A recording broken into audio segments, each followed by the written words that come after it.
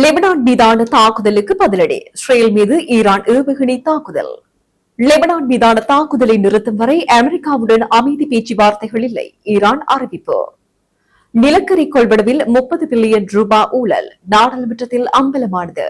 நிலக்கரி கொள்வனவு சர்ச்சை, எதிர்க்கட்சிக்கு அமைச்சர் நலிந்த ஜெயதிச பதிலடி. பலசக்தி அமைச்சருக்கு எதிராக பொல்துவ சந்தியில் பாரிய போராட்டம், எதிர்க்கட்சித் தலைவர் சஜித் பிரேமதாச பங்கேற்பு. அரசாங்கத்தை அசௌகரியப்படுத்தவே வைத்தியர்கள் வேலை நிறுத்தம், சுகாதார அமைச்சர் நலிந்த ஜெயதிச குற்றச்சாட்டு. வணக்கம், இது யூரோப் தமிழின் இரவு நேர பிரதான செய்திகளுடன் இணைந்திருக்கும் நான் நோமிகா சாந்தகுமார். இனி தொடர்பான விரிவான செய்திகள்.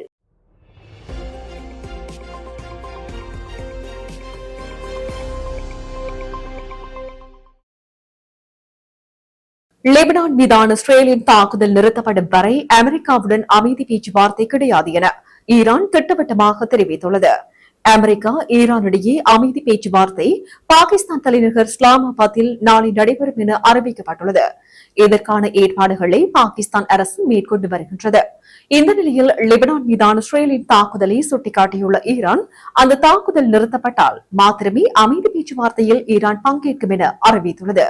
இது தொடர்பாக ஈரானின் தஸ்னீம் செய்தி நிறுவனம் வெளியிட்டுள்ள செய்தி அறிக்கையில், அமைதி பேச்சுவார்த்தை நிச்சயமற்ற நிலையிலேயே உள்ளது.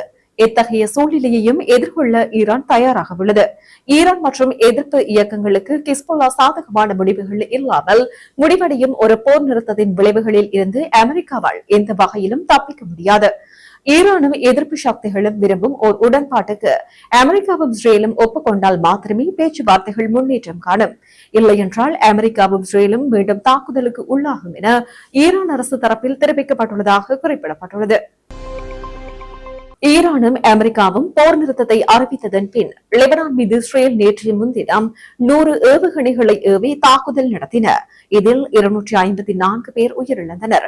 இதற்கு பதிலடியாக இஸ்ரேல் மீது ஈரான் ஏவுகணை தாக்குதல் நடாத்தி ஹார்முஸ் ஜலசந்தியை மீண்டும் மூடியுள்ளது. இதனால் யுத்தம் நிறுத்தத்தில் குழப்பமான சூழல் நிலவுகிறது.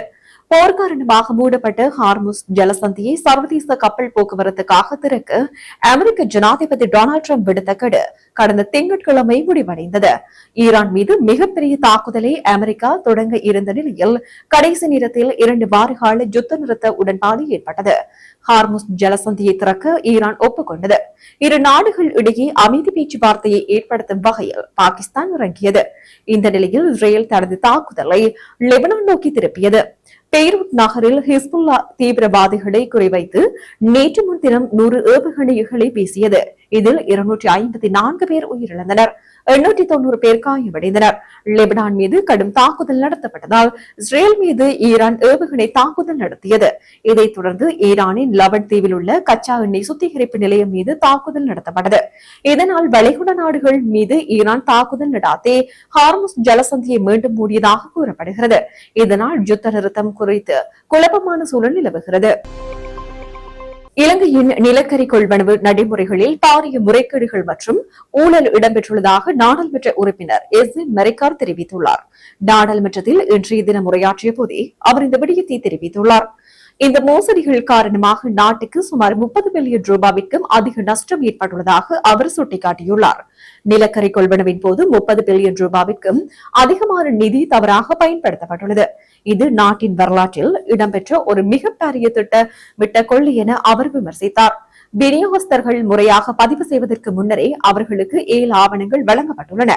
கணக்காய்வாளர் நாயகத்தின் ஆலோசனைகளை மீறி 42 நாட்களாக இருந்த விலை மனு காலம் 21 நாட்களாக குறைக்கப்பட்டுள்ளது. குறிப்பிடப்பட்ட சில ஊழல் நிறுவனங்களுக்கு சாதகமாக செயல்படும் வகையில் நிலக்கரியின் கலோரி அளவு வேண்டுமென்றே திருத்தப்பட்டுள்ளது. அத்துடன் சட்டமா அதிபரின் இறுதி இணக்கம் கிடைப்பதற்கு முன்னரே இந்த விலை மனுக்கள் வழங்கப்பட்டுள்ளதாக அவர் குற்றம் சாட்டியுள்ளார். தற்போதைய மற்றும் முன்னாள் அரசாங்கங்களின் முக்கிய புள்ளிகள் மற்றும் உயர் அதிகாரிகள் இந்த ஊழல் பின்னணியில் நேரடியாகவோ அல்லது மறைமுகமாகவோ தொடர்புபட்டுள்ளனர். அவர்கள் தமது நெருக்கமானவர்களை பாதுகாப்பதற்காகவே இவ்வாறான முறைகேடுகளுக்கு வழிவகுத்துள்ளதாக அவர் மேலும் தெரிவித்தார். நிலக்கரி தாங்கிய கப்பல்கள் வருகை தருவதில் ஏற்பட்ட தாமதம் காரணமாக நாட்டின் மின்சார உற்பத்தி கடுமையாக பாதிக்கப்பட்டுள்ளது. அதன் விளைவாக பாரிய பொருளாதார நஷ்டம் ஏற்பட்டுள்ளதாக அவர் சுட்டிக்காட்டியுள்ளார். அரசு அதிகாரிகளின் முறையற்ற தலையீட்டினால் நாட்டின் பொருளாதாரத்திற்கு ஏற்பட்டுள்ள இந்த பாரிய பாதிப்பு குறித்து முறையான விசாரணை நடத்தப்பட வேண்டும் என அவர் மேலும் வலியுறுத்தியுள்ளார். இலங்கையில் நிலக்கரி கொள்வனவு தொடர்பில் எதிர்க்கட்சியினரால் முன்வைக்கப்படும் குற்றச்சாட்டுகள் அரசியல் உள்நோக்கம் கொண்டவை என சுகாதார மற்றும் வெகுஜன ஊடக அமைச்சர் நலிந்து ஜெயதிச தெரிவித்தார். நாடாளுமன்றத்தில் இடம்பெற்ற விவாதத்தின் போது அவர் இந்த விடயத்தை தெரிவித்துள்ளார். நுரைச்சோலை அனல் மின் உற்பத்தி நிலையத்திற்கு நிலக்கரி விநியோகிக்கும் செயல்முறை தற்போதைய அரசாங்கத்தினால் ஆரம்பிக்கப்பட்டது அல்ல என்றும் அது கடந்த 15 வருடங்களாக தொடர்ந்து இடம்பெற்று வரும் என குறிப்பிட்டுள்ளார். நிலக்கரியின் தரம் குறைவாக காணப்பட்ட சந்தர்ப்பங்களில் விநியோகஸ்தர்களிடமிருந்து பாரிய தொகை அபராதமாக அறிவிக்கப்பட்டுள்ளதாக அவர் உறுதிப்படுத்தியுள்ளார். முதலாவது கப்பலுக்கு 2.7 மில்லியன் அமெரிக்க டாலர் அபராதமும், இரண்டாவது கப்பலுக்கு 4,36,000 அமெரிக்க டாலர் அபராதமும், ஏனைய கப்பல்களுக்கு முறையான வரிசைப்படி அபராதங்கள் அறவிடப்பட்டுள்ளன. நிலக்கரி இறக்குமதியின் போது ஏற்பட்டுள்ளதாக கூறப்படும் தொழில்நுட்ப கோளாறுகள் மற்றும் நிதி இழப்புகள் குறித்து ஆராய்வதற்காக மொரட்டவை மற்றும் ஸ்ரீ ஜெயவர்தனபுர பல்கலைக்கழகங்களின் பேராசிரியர்களை கொண்ட விசேட குழு ஒன்று நியமிக்கப்பட்டுள்ளதாக அமைச்சர் தெரிவித்தார். தற்போதைய கொள்முதல் செயல்முறைகள் அனைத்தும் சட்டப்பூர்வமாகவும் முழுமையாக வெளிப்படைத்தன்மையுடனும் முன்னெடுக்கப்படுவதாக அவர் தெரிவித்துள்ளார். அத்துடன் எந்தவித ஊழல்களுக்கும் இடமளிக்கப் போவதில்லை எனவும் அவர் உறுதியளித்துள்ளார். மக்களின் வரிப்பணத்தை வீணடிக்காமல் நாட்டுக்கு தேவையான மின்சார உற்பத்தி செய்வதற்கு தரமான நிலக்கரியை பெற்றுக் கொள்ள அரசாங்கம் அர்ப்பணிப்புடன் செயல்படுவதாக அவர் இதன்போது வலியுறுத்தினார். பலசக்தி அமைச்சர் குமார் ஜெயக்கொடி உடனடியாக தனது பதவியில் இருந்து விலக வேண்டும் என வலியுறுத்தி நாடாளுமன்ற நுழைவாயிலுக்கு அருகிலுள்ள பொல்துவ சந்தியில் இன்று பாரிய போராட்டம் ஒன்று முன்னெடுக்கப்பட்டது. ஒன்றிணைந்த எதிர்க்கட்சியின் பாராளுமன்ற உறுப்பினர்கள் மற்றும் பொதுமக்களின் பெரும் பங்கேற்புடன் நடைபெற்ற இந்த ஆர்ப்பாட்டத்தினால் அந்த பகுதியில் கடும் பதற்ற நிலை ஏற்பட்டதுடன் போக்குவரத்து முழுமையாக பாதிக்கப்பட்டது.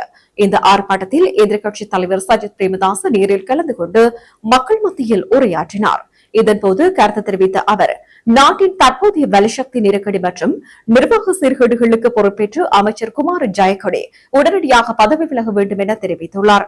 அமைச்சரின் தோல்வியடைந்த கொள்கைகளால் மக்கள் இன்று வீதிகளில் இறங்கி போராடும் அவல நிலைக்கு தள்ளப்பட்டுள்ளதாகவும் மக்களின் வலியை உணராத அரசாங்கத்திற்கு எதிராக தங்களது போராட்டம் ஓயாது எனவும் அவர் இதன்போது சூளுரைத்துள்ளார். எதிர்க்கட்சித் தலைவருடன் இணைந்து திரண்டிருந்த பெருமளவிலான நாடாளுமன்ற உறுப்பினர்களும் பொதுமக்களும் அரசாங்கத்திற்கு எதிரான கோஷங்களை எழுப்பியவாறு அமைச்சரின் பதவி விலகலை வலியுறுத்தி பொல்துவ சந்தியை முற்றுகையிட்டனர். அத்தியாவசிய பொருட்களின் விலை உயர்வு மற்றும் மின்சக்தி துறையில் நிலவும் தொடர்ச்சியான சிக்கல்களுக்கு அமைச்சரின் முறையற்ற தீர்மானங்களே பிரதான காரணம் என ஆர்ப்பாட்டத்தில் ஈடுபட்டவர்கள் கடும் குற்றச்சாட்டுகளை முன்வைத்தனர். இந்த போராட்டம் மற்றும் எதிர்க்கட்சித் தலைவரின் வருகை காரணமாக நாடாளுமன்ற நுழைவு பகுதியான பெல்துவ சந்தி மற்றும் அதனை சூழவுள்ள பகுதிகளில் பல மணி நேர கடும் போக்குவரத்து நெரிசல் நிலவியது. இதனால் பத்ரமுல்லை மற்றும் அதனை சார்ந்த வீதிகளில் பயணித்த வாகனங்கள் பெரும் சிரமத்திற்கு உள்ளாகியுள்ளன. நிலைமையை கட்டுப்படுத்த போலீசார் அந்த இடத்தில் குவிக்கப்பட்ட போதிலும் ஆர்ப்பாட்டக்காரர்களின் எண்ணிக்கை அதிகமாக இருந்ததால் நெரிசலை சீர் செய்வதில் சிக்கல் நிலை நீடித்தது. அமைச்சரின் பதவி விலகல் குறித்து அரசாங்கம் உரிய தீர்மானம் எடுக்கும் வரை இவ்வாறான போராட்டங்கள் தொடரும் என போராட்டக்காரர்கள் தரப்பிலிருந்து எச்சரிக்கை விடுக்கப்பட்டுள்ளது. அரசு வைத்திய அதிகாரிகள் சங்கத்தினால் முன்னெடுக்கப்பட்டுள்ள வேலைநிறுத்த போராட்டமானது எந்தவித நியாயமான காரணங்களுக்கும் அற்ற குறுகிய அரசியல் நோக்கங்களை கொண்ட ஒரு தேச துரோக செயல் என சுகாதார அமைச்சர் வைத்தியர் நலிந்து ஜெயதிச கடுமையாக விமர்சித்துள்ளார். இன்றைய தினம் கொழும்பில் நடைபெற்ற நிகழ்வொன்றின் பின்னர் ஊடகங்களுக்கு கருத்து வெளியிட்ட அவர், இந்த வேலைநிறுத்தத்திற்கு அடிப்படையாக கூறப்படும் பயிற்சி வைத்தியர்களின் நியமனமான விவகாரம் ஏற்கனவே முழுமையாக தீர்க்கப்பட்டுவிட்டதாக குறிப்பிட்டார்.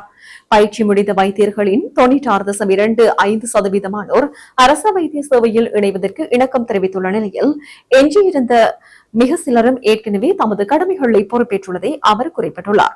அத்துடன் தீர்க்கப்பட்ட ஒரு பிரச்சனையை மீண்டும் கையில் எடுத்து நோயாளிகளை பணிய கைதிகளாக்குவது முறையற்றது என அவர் தெரிவித்தார். பொதுமக்களின் வரிப்பணத்தில் கல்வி கற்று வைத்தியர்களாக உருவானவர்கள் அதே மக்களுக்கு சேவை செய்ய மறுப்பது பாரிய அநீதியாகும் எனவும் அவர் சுட்டிக்காட்டியுள்ளார். அத்துடன் எரிபொருள் தட்டுப்பாடு உள்ளிட்ட பல்வேறு பொருளாதார நெருக்கடிகளுக்கு மத்தியிலும் அரசாங்கம் சுகாதார சேவையை தடையின்றி வழங்க முயன்று வரும் வேளையில் இவ்வாறான போராட்டங்கள் தேவையற்ற குழப்பங்களை விளைவிப்பதாக கூறினார். மேலும் அரசாங்கத்துடன் பேச்சுவார்த்தை நடத்த தீர்மானிக்கப்பட்டிருந்த போதிலும் அதற்கு சில மணிநேரங்களுக்கு முன்னதாக மீண்டும் ஒரு வேலை நிறுத்தத்தை அறிவித்தமையானது அரசு வைத்திய அதிகாரிகள் சங்கத்தின் உள்நோக்கத்தை தெளிவுபடுத்துவதாகவும் அவர் தெரிவித்தார்.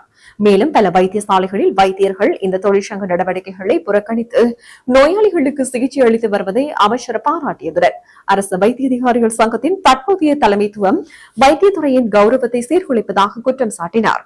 எனவே வைத்தியர்கள் உடனடியாக தமது போராட்டத்தை கைவிட்டு பணிக்கு திரும்புமாறும் தேவையற்ற அரசியல் நிகழ்ச்சி நிரலுக்கு துணை போக வேண்டாம் எனவும் அவர் பகிரங்கமாக வேண்டுகோள் விடுத்துள்ளார்.